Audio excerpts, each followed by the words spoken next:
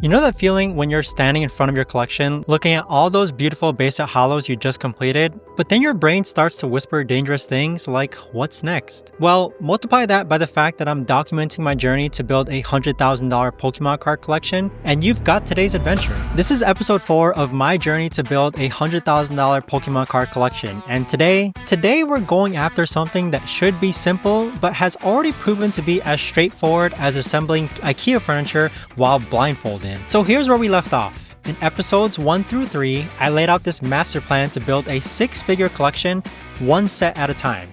I completed my unique base set holofoils, which felt like a warm-up compared to what I'm about to do today. Because today, we're not going after just one set, we're going after 2 sets simultaneously. Every unique holofoil from Jungle and Fossil. Now I know what you're thinking.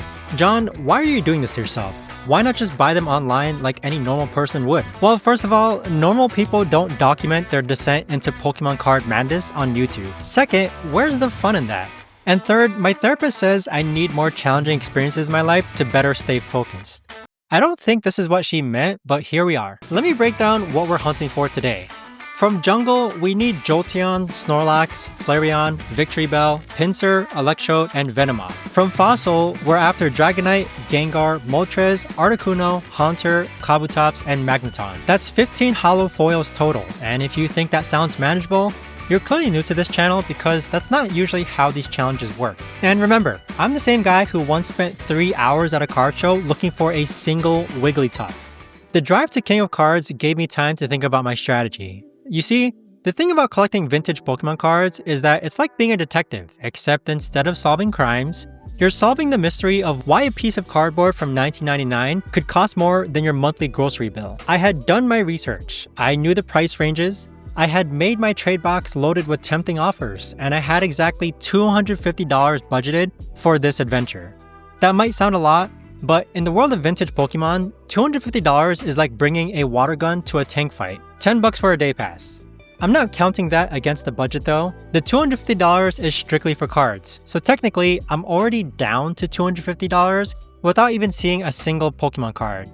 Off to a fantastic start. Walking into King of Cards, I immediately noticed something that made my heart sink faster than the Titanic. This show was small, like really small. And in the world of card shows, size matters. Fewer vendors means fewer chances to find what you need, which means higher prices from the vendors who do have what you want, right? Possibly. It's basically supply and demand, except the demand is coming from me, a guy with a YouTube channel and questionable life choices. My first strategy was scouting. I needed to scope out every vendor, see who had vintage Pokemon, and more importantly, see who had Jungle and Fossil cards. This is where previous experiences pay off. You learn to spot the vintage binders from across the room, kind of like a radar, but it only locks onto yellow borders. Just find the yellow borders and display cases and you might get lucky. First vendor had a promising vintage binder. I could see some Jungle cards right away, which was encouraging. But here's the thing about card shows. You never buy from the first vendor that you see. You scout, or you should scout. You compare prices, you make mental notes, and then you circle back. Although I did note that I could probably get my Pinsir and Electrode here for about $20 total, this wasn't bad, but I needed to see what else was out there. Vendor after vendor, binder after binder, and I was starting to get that familiar sinking feeling. You know the one, it's the same feeling you get when you're looking for your keys and you've checked every logical place twice. Then I found a Magneton from Fossil for $3. The good news, it was the right card. The bad news, it looked like it had been used as a bookmark in someone's college textbook. Sometimes condition matters, sometimes it doesn't. Today, it mattered. Now, I'm not asking for a mint condition on everything, but this Magneton looked like it had survived a natural disaster. And not a small one. We're talking full-scale apocalypse here. This is where the psychology of card shows gets interesting. The longer you search without finding what you need, the more desperate you become. It's like being hungry at a gas station at midnight. Suddenly, that 3-day-old hot dog at Circle K or 7-Eleven starts looking gourmet. But then, just when I was starting to question my life choices, I struck gold. KZ Collectors. This vendor had not one, but 2 binders full of vintage cards. And when I opened that second binder, it was like finding water in a desert. Jungle and Fossil holofoils right there, staring back at me. Flareon, Venomoth, Aerodactyl, cards I needed at prices that didn't require me to sell my kidney. The vendor was even kind enough to let me look through a pile of loose cards. This is where you sometimes find the real treasures. Cards that haven't even been properly sorted or priced yet. It's like digging through a thrift store, except instead of finding vintage band t-shirts, you're finding vintage Pokemon cards. And there it was, a Jolteon and an Articuno. Both cards I needed for my collection. The only problem, they were both priced above my budget range. This is the eternal struggle of the Pokemon card collector.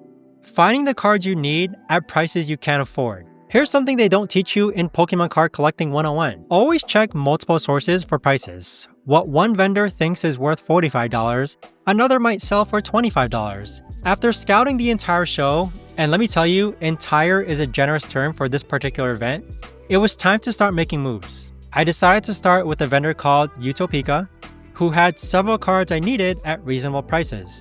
Aerodactyl for $11, Zapdos for $6, and a Victory Bell that looked like it had been through a washing machine for $12. I offered $20 for all three, and we had a deal. First purchase complete. 3 cards down, 12 to go. $230 remaining in the budget. At this rate, I might actually pull this off without having to explain my wife why our grocery bill went to Pokemon cards. The next vendor had 2 Snorlax cards, both priced at $45. Now, I love Snorlax. Who doesn't? But $45 for a card I was hoping to get for $20? That's what we call convention pricing, or maybe our conditions are just off. Sometimes the best purchase is the one that you don't make. And this is a lesson I learned the hard way in previous episodes. Just because you need a card doesn't mean you need to pay a high price for it. Next, we had DJ Joshi B, and yes, that was his vendor name. He had a Magneton in better condition for about $5. And you see, patience pays off. The first Magneton was $3 but looked like it had been used as a coaster. This one was $5 but actually looked like a Pokemon card. Sometimes, the extra patience and $2 is worth it. Magneton acquired, $225 left in the budget. We're making progress, people. Now came the moment of truth. Back to KZ Collectors for the cards I really wanted. Flareon, Venomoth, and Moltres. All in moderately played condition, but from the front, they looked amazing. And here's the thing about card condition. It's subjective. What one person calls lightly played, another calls moderately played, and a third person calls, why did you let your dog chew on this? The vendor also had that Articuno and Jolteon I mentioned earlier. Both cards I needed, both priced above my budget. This is where you have to make tough decisions. Do you stretch your budget for cards you might not find anywhere else? Or do you stick to your plan and hope for the best? I made the tough decision to pass on them. Sometimes discipline is more important than desire. Plus, I still had another card show tomorrow. $40 for Flareon, Venomoth, and Moltres. The Flareon alone was worth it. I had budgeted $30 to $40 for that card, and I got it for $16. That's what we call a win in the Pokemon card show world. $185 left in the budget. We're nearing past the halfway point in spending, but we still have a lot of cards to find, and this is where the math gets scary. The next vendor had a Pinsir and Electrode, both reasonably priced. $20 for both cards seemed fair, especially considering what I'd seen elsewhere. Another $20 down, but 2 more cards in the collection. $165 remaining. The budget was shrinking faster than my confidence, but we're still in the game. Let me take stock of where we're at. From my original list of 15 cards, I've now acquired 8 of them. That's just over half, which sounds good until you realize that the remaining 7 includes some of the most expensive ones. Dragonite, Gengar, Articuno, Jolteon, Snorlax. This is the point in every card show adventure where reality starts to set in. And then came the announcement that every card show attendee dreads. This show will be closing in 1 hour. 1 hour to find 7 cards with a budget that's looking increasingly inadequate. As sad as it sounds, I decided to end today's journey with the tomorrows in mind instead. So here's where we stand. Yesterday at KM Cards, we managed to snag 8 out of our 15 target cards. Not bad, but not great either. We've got $165 left in the budget, and we need 7 more cards. From Jungle, we still needed Jolteon and Snorlax. From Fossil, we needed Dragonite, Gengar, Articuno, Haunter, and Kabutops. Now, if you've been following this channel for a while, you know that day 2 of these challenges is where things either come together beautifully or fall apart spectacularly. There's really no middle ground. Alright, we're here at Sin City Card Show, and already I can tell this is going to be different from yesterday. This place is packed, like uncomfortably packed, which could be good news or terrible news for our budget. More people usually means more cards available, but it could also mean more competition or simply the cards I'm looking for being bought. And in the world of vintage Pokemon, especially when I'm after a card involving Gengar, competition drives prices up faster than gas during a shortage. At least entry is free today. That's already better than yesterday's $10 admission.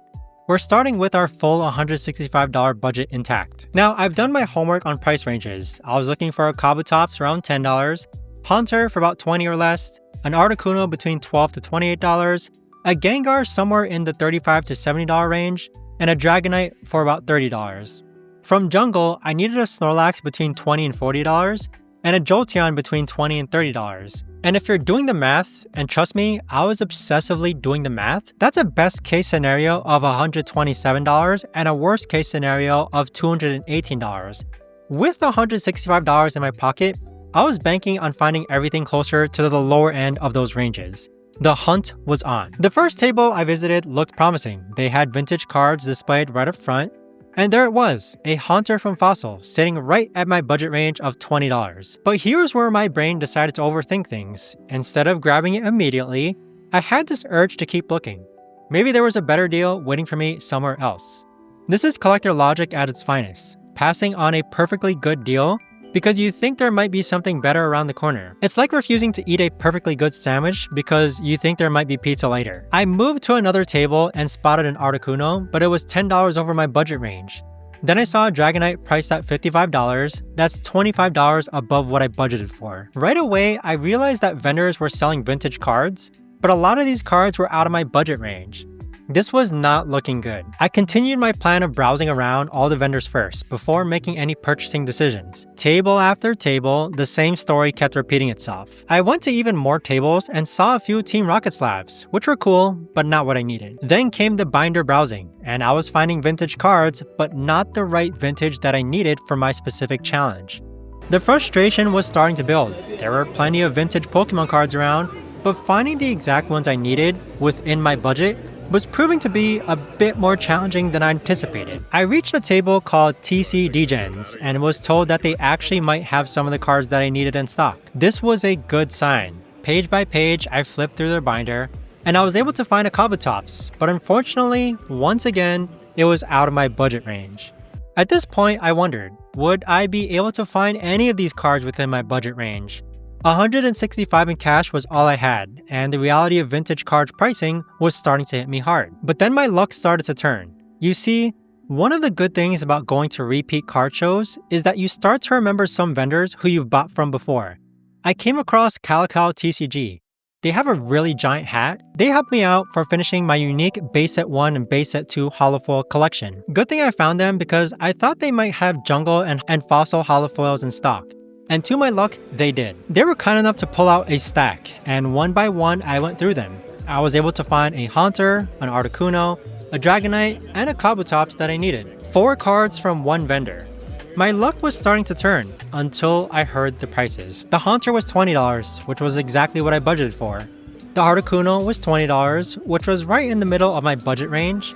The Dragonite was damaged and priced at $25. But I still wanted to explore my options for finding a non-damaged Dragonite. The Kabutops was priced at $15, which was $5 above my budget. I had a difficult decision to make. I was really tempted to buy the damaged Dragonite because that was $5 under my budget, and the Dragonite I'd seen before was $55. But ultimately, what I decided to do was just take the Articuno for $20. 1 card down, 6 cards left to collect, and $145 of my budget remaining. I went to more card tables and was able to find yet another Haunter at $20. The challenge seemed to be consistent. I could find the cards I needed, but the prices were testing the limits of my budget. I went through more binders and had no luck finding anything else I needed at that right price point. The hunt was becoming a test of patience and strategic thinking. Eventually, I reached a vendor called Dally Collectibles who let me look through their binder, and at the very last page, I found a Haunter for $8. This was more than 50% off my intended budget.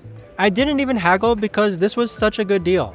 2 cards down, 5 cards left, and $137 remaining in my budget. The hunt continued, and I felt rejuvenated. It made me realize that every binder could possibly have a card that I needed, even on the last page. I came across yet another vendor who had helped me from my previous video, Twisted Spoon TCG. They had 3 cards that I needed, and I even added a Clefairy because I had accidentally made a mistake in my previous collection.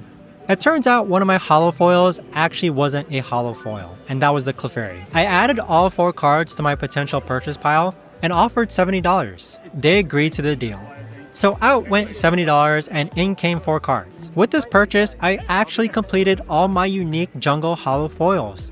3 of those cards were part of today's challenge, so that meant 5 cards down and 2 cards left. I had $68 left in my budget. The thing with Twisted Spoon TCG was that they also had a Gengar that I needed, priced at $63, but that would empty out my entire budget.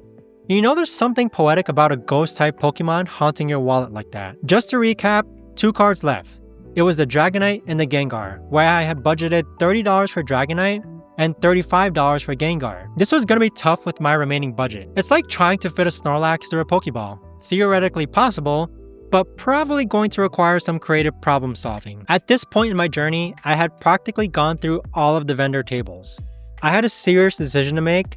I was going to use one of my lifelines and see if I could trade for some cards to help offset my budget. After all, it is called the Pokemon trading card game, right? If I could trade for the damaged Dragonite back at Calico TCG, then my remaining budget would be set for the Gengar back at Twisted Spoon. The only problem was, would Calico TCG be willing to trade for any of my cards? This is the Pokemon equivalent of asking your friend if they want to trade their sandwich for your half-eaten apple. I went back to find out. One by one, I showed them the cards I had for trade, but unfortunately, they weren't interested in any of them. So I made the decision to buy the Dragonite for $25, which left me with $43 remaining. At this point, my budget was looking about as healthy as a Magikarp in the desert. 14 cards down, 1 left to go.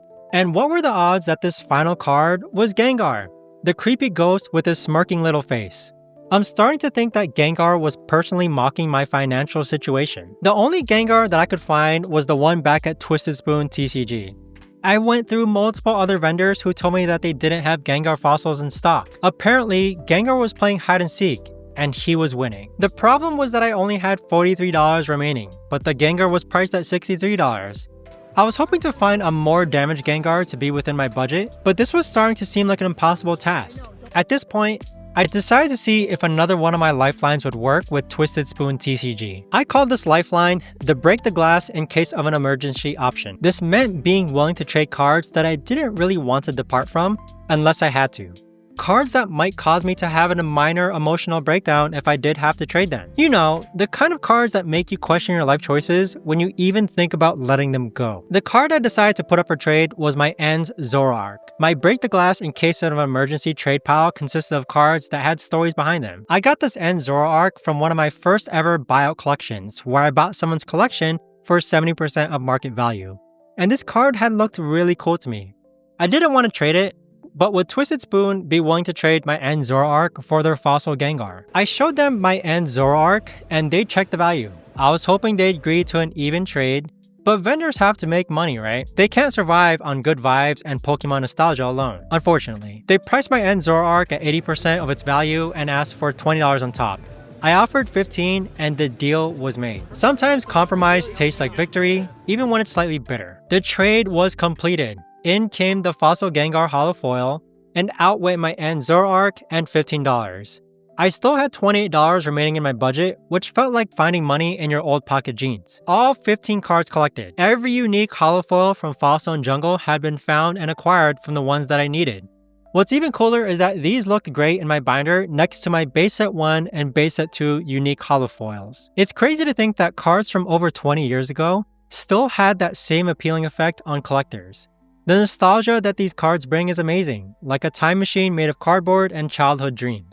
These cards from the 1990s continue to captivate collectors more than 2 decades later, and the thrill of the hunt remains just as exciting as it was when these sets first released. Though back then, the biggest financial decision was whether to spend your allowance on Pokemon cards or candy. Much simpler times. Now, if episode 5 is out, you can check it out right here.